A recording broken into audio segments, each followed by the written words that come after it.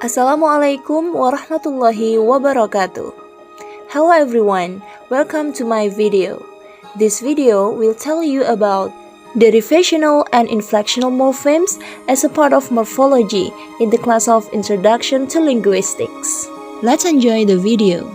As you already know that morpheme is the smallest meaningful unit that form a word. Look at the example. I read many books today. Books is a word, but it consists of two morphemes, book and s. Morpheme is divided into free morpheme and bound morpheme. Morphemes that can stand alone as a word is called free morphemes. Bound morphemes, on the other hand, never exist as the word themselves, but are always attached to some other morphemes. And now it's your turn. Determine the morphemes of the following words.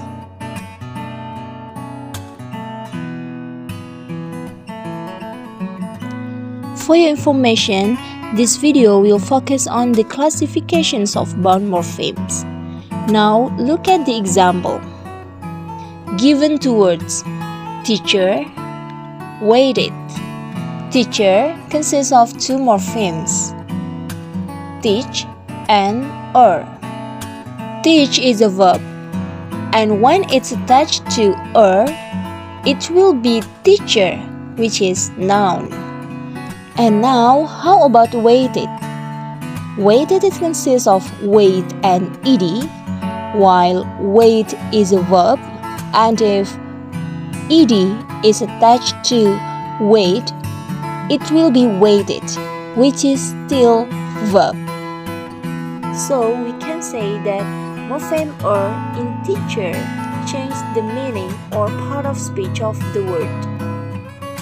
On the other hand, the morphemes ed in the word waited do not change the meaning or part of speech.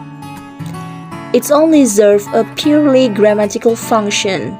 The morphemes ed change the word from present to past tense. In conclusion, morphemes that change the meaning or part of speech of the word is called derivational morphemes, as morphemes in teacher, while morphemes that do not change the part of speech of the word is called inflectional morphemes, as ed in waited. And you know, this is the classifications of bound morpheme based on its function. Okay class, now we talk about derivational morphemes. Morphemes are derivations if they change the part of speech or the meaning of a word.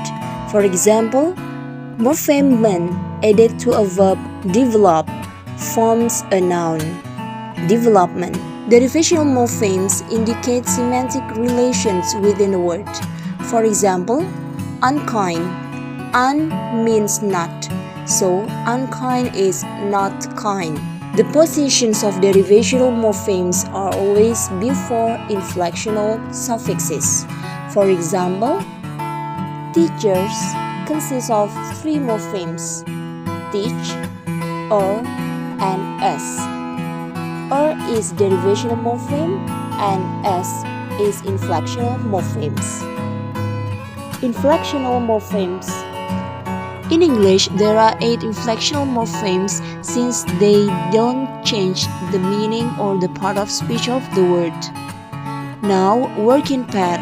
Provide the examples for each morphemes. And this is you have to do. Analyze the morphemes of the following words. Decide whether they are derivational or inflectional morphemes.